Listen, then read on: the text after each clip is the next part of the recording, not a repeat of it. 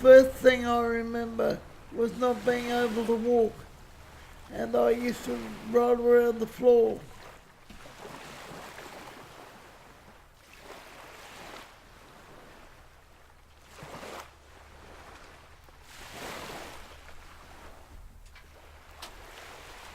When I was young, I had a sense of being a bit different.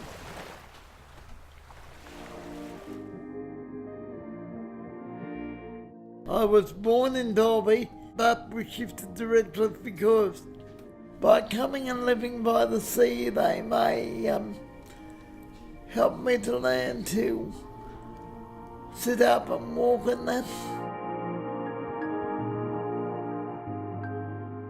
Before I went to school, my mother used to take me down to the beach every morning and pack sand around me, and I'd build sand castles. My mother was more supportive than my father, and my father, he didn't like, he seemed to be afraid to handle me in case I might break or something, and he had his own problems. He was a chain smoker, and he was an alcoholic.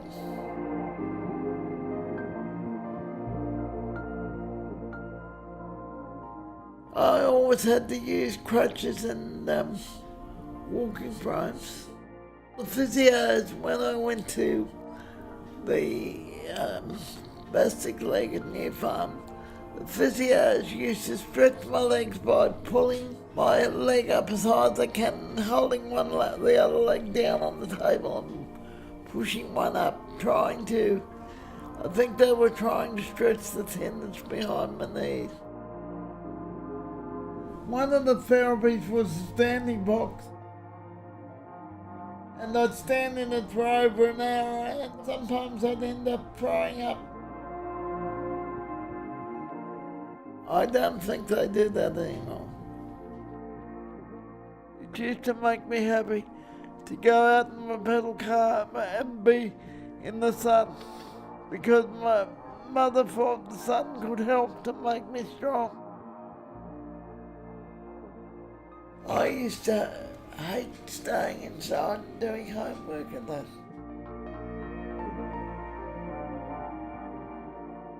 We had to actually leave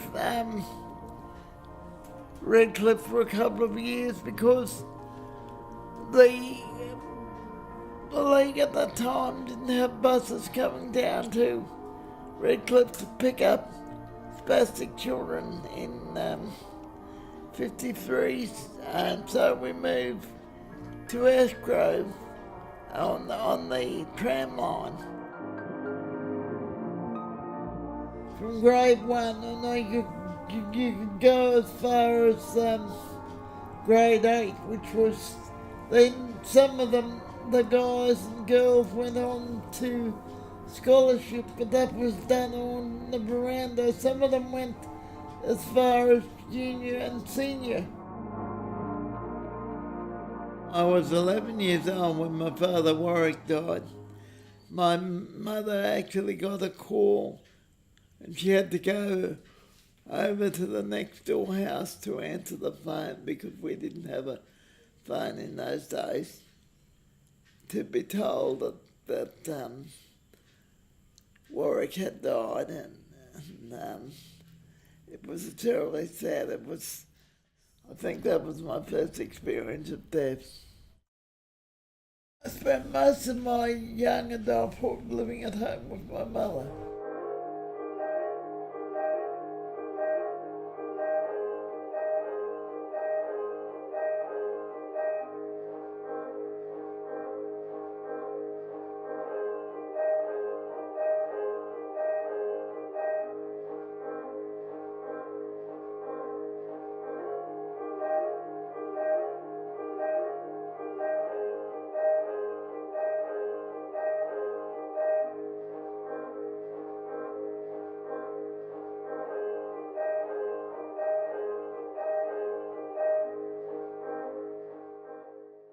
I loved my mother.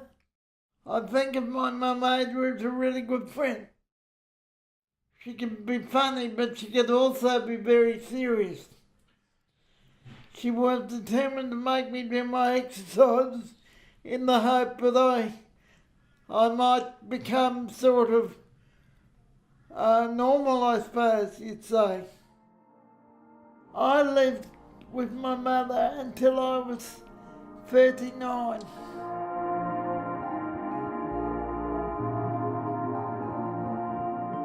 Bevin was born in Biggin Hospital. I was 6 years old when I started primary school, and that was where I met Bevin, and we became good friends. Bevin was 16 when he had to leave the children's hostel at New Farm. He went into a nursing home at Eagle Junction. Bevin was there for the next 25 years.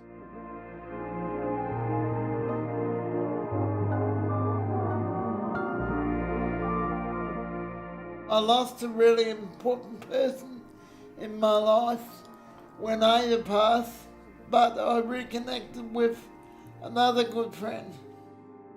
Bevin's been a really good friend for the last 3 decades. We shared a lot of great life experiences together. We went on a South Pacific cruise. We go square dancing together. Started off just recently going to Lions together. One of the biggest things in my life has been Cascade Place. It hasn't always been called that though. In 1998, I was involved in changing the name of the building from the Peninsula Division of the Queensland Spastic Welfare League to Cascade Place. Without the school and Cascade, I wouldn't have had much of a life. I wouldn't have had access to a lot of the things like the sailing and the motorbike riding, and I wouldn't have made any music or films. My love affair with writing started at Cascade Place. I wouldn't have had access to making textiles. There's a place connected with Cascade Place called Artel where I do my artwork.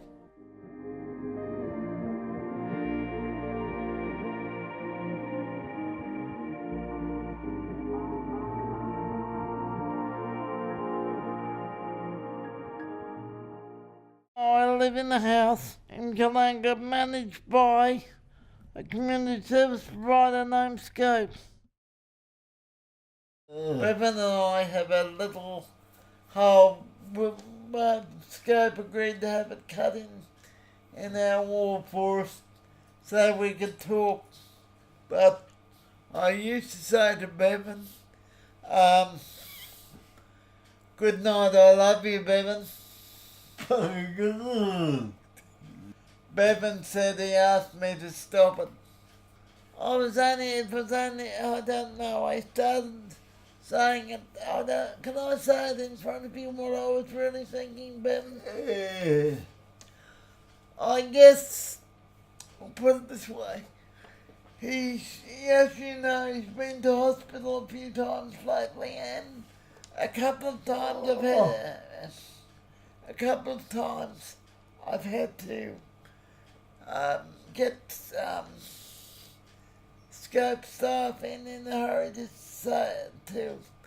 actually save his life once, and I suppose that made me feel sort of,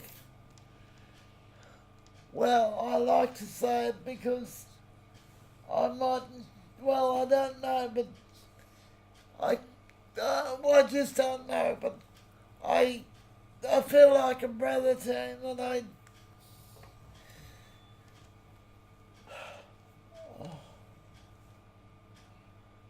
just thought that he might be there one day. I will, baby. Bevin says he will, bloody oath.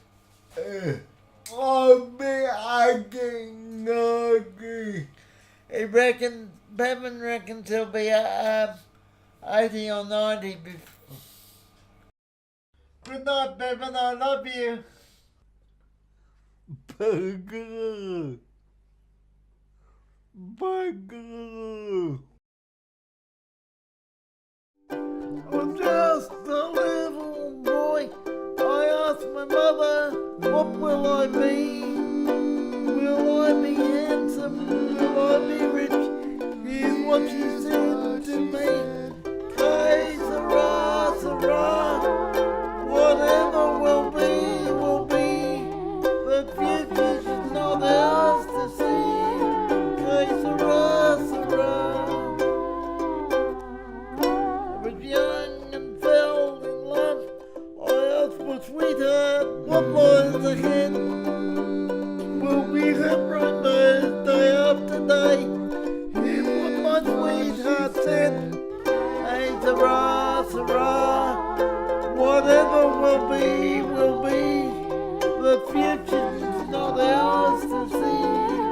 Hey, Sarah, Sarah. Now I have children of my own. They ask their mother, what will I be? Will I be handsome? Will I be rich? I tell them tenderly. Hey, Sarah, Sarah. Whatever will be,